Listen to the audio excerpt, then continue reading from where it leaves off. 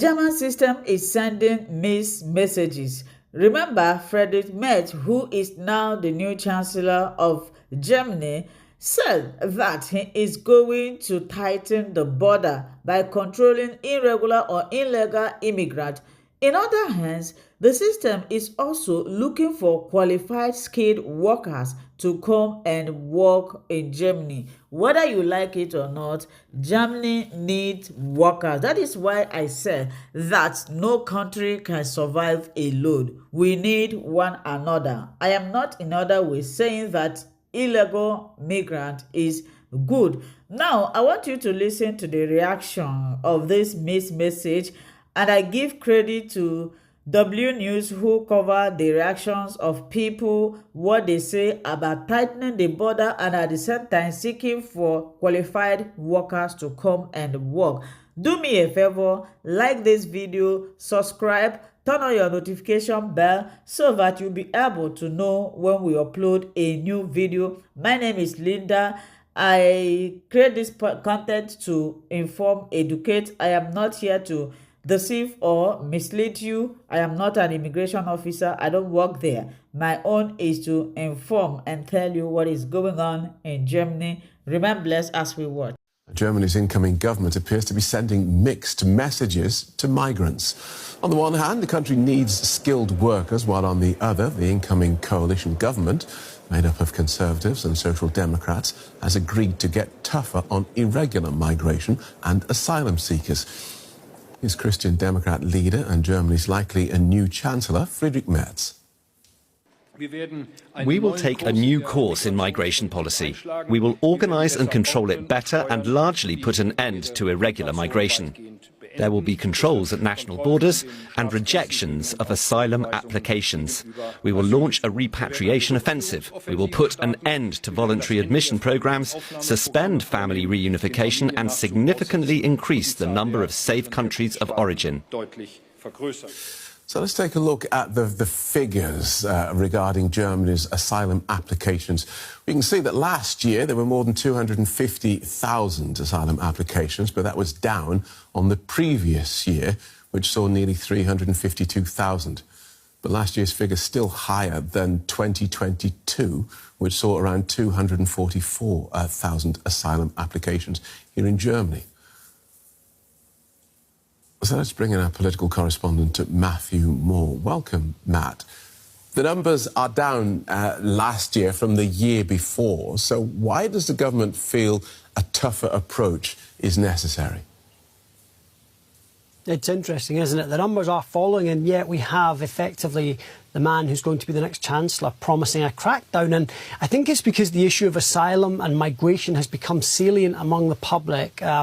It's always there at the top of questionnaires. And in recent months, and beginning of last summer really, and up until the election that we just had, there was a number of high-profile attacks, deadly attacks carried out by people who, it emerged, had no legal right to be in Germany. And ever since then, Friedrich Merz really made it a key campaign promise. Yesterday we heard some of the details there, and we know he said he's going to go on a deportation offensive. There was a real sense that Germany had lost control of who was in the country and sending people back. And he's talked about expanding the list of safe countries of origins, which will allow them to deport more people. On that list will now include Tunisia, Morocco, Algeria and India. And really, though, that the hallmark of this is saying to the people who come to Germany's land borders, though, who want to claim asylum, that they will no longer be able to do that. And that's partly been agreed, that they will take away that right in coordination with neighbouring countries. Now, what does that mean? That's been a big question in recent weeks and months. Is that informing, or is it asking for permission? My colleague Alex Gerst has taken a closer look. Receiving asylum in Germany could get much harder under a Conservative-led government.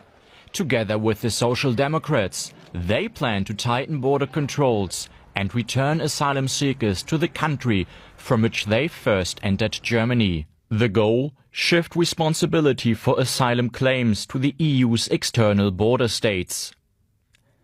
This would mark a change from the current process. but it requires coordination with Germany's neighbors. And what exactly coordination means is at the heart of the debate between the potential coalition partners. The Social Democrats want to return asylum seekers only if the country they entered from agrees to take them back. Of course, that means that there is an actual coordination with those neighboring countries. That is, a mutual, let's say, agreement is reached to act together. Conservatives say they prefer a negotiated solution, but would be willing to move ahead unilaterally, if necessary. It doesn't say agree, it says coordination. That means there is communication, but we're not making ourselves dependent on others agreeing to it. Their underlying logic: anyone entering Germany by land comes from a safe country and therefore doesn't need protection here. But turning people away at the border remains controversial and legally unclear.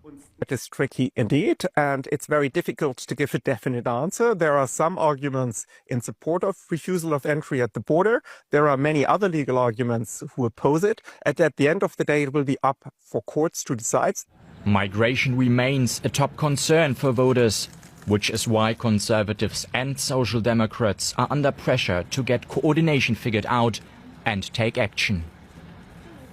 OK, so Matthew Moore, that issue may well end up in court. But can Germany's new government really curb migration and attract skilled workers at the same time?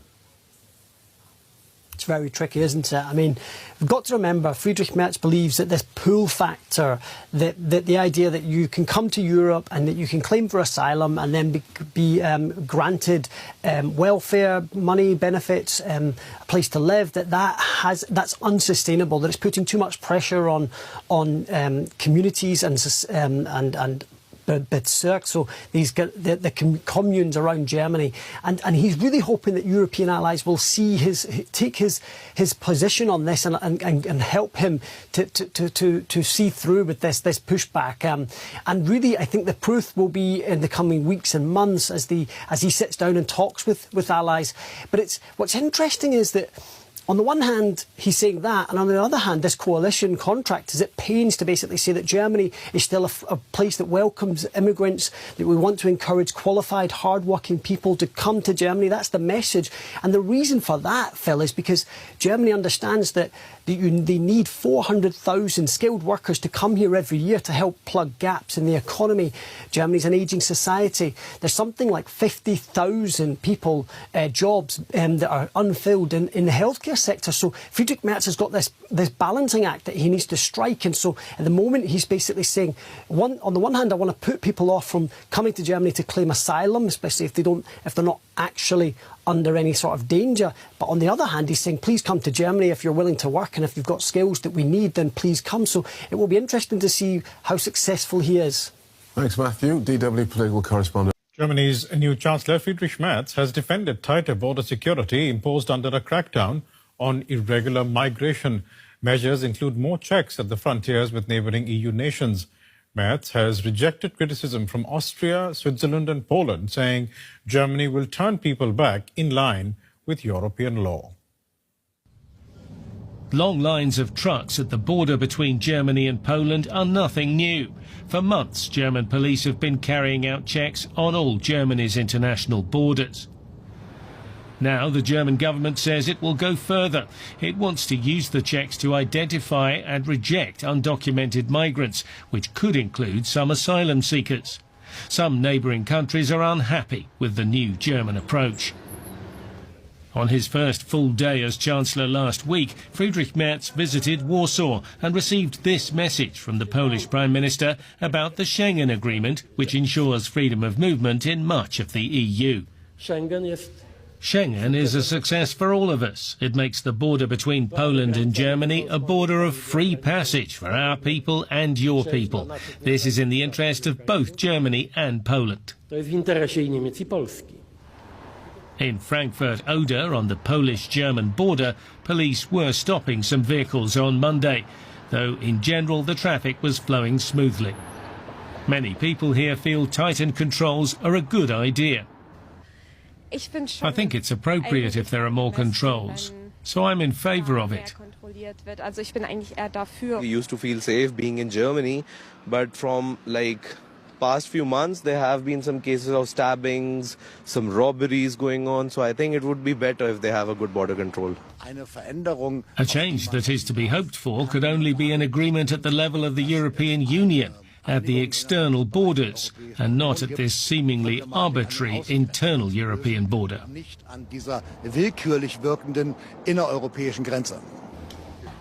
Talking tough on border checks is easy enough. Actually controlling irregular migration will likely be a long, slow process.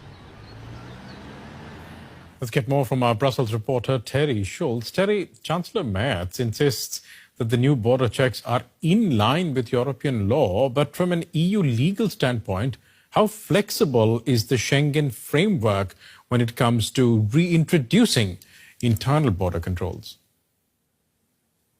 Well, this is not a situation that EU authorities would like to see happening at its borders under the Schengen Code. But in fact, it does allow for countries to impose tighter restrictions at their borders for limited periods of time. Now, the Schengen rules say that this has to be extraordinary measures, a last resort. Countries seeking to impose these tighter restrictions have to say why they feel there's a heightened threat, and they have to give the period of time that they envision needing to impose these extra restrictions. Germany actually has some border restrictions in place right now under the Schengen rules that will last until September. So what they're seeking to do now is impose another layer on top of that. Now, of course, Schengen's vision is that everyone can travel across borders without having to be checked. But these are presumed to be people who have the right to be there in the first place, people like tourists. So it does get very tricky when you're talking about migration and asylum seekers. And how is Germany's tougher stance being received by its neighbors, since more rejections on the German border means people seeking entry will be stuck elsewhere? That's right. It's always going to be somebody's problem. And there were countries, Germany's neighbors, complaining about this tighter stance. But that's a bit hypocritical because many of them themselves have tighter border restrictions. And I just found a case already with Luxembourg, where Luxembourg is complaining about Germany turning back asylum seekers into Luxembourg and saying, well, we weren't notified. We don't want to take these people back either. So what happens when countries impose tighter restrictions on their borders, particularly to catch irregular migration, to catch potential asylum seekers, is that these people are really left in limbo. We can all remember those scenes of these mud camps with people stuck in 2015 with nowhere to go, no country willing to accept them. So I don't think that we're seeing those numbers now, but it certainly does raise a lot of questions. Where are they to go? There are rules about people being sent back to countries where they first entered the European Union. But if they've already passed those borders, it raises, again, a lot of legal questions, a lot of logistical questions for countries like Germany that do typically receive a lot of people, a lot of irregular migrants and asylum seekers. The Schengen Treaty was, of course, signed about 40 years ago, and so much has, of course, changed since then. Considering the backlash that we are seeing in Europe against immigration, could it also be that Schengen is no longer fit for purpose? Well, again, Schengen is not about migration. It's about free movement of people who have a visa to enter one of the Schengen affiliated countries, most of the EU countries, and some others like Norway and Switzerland.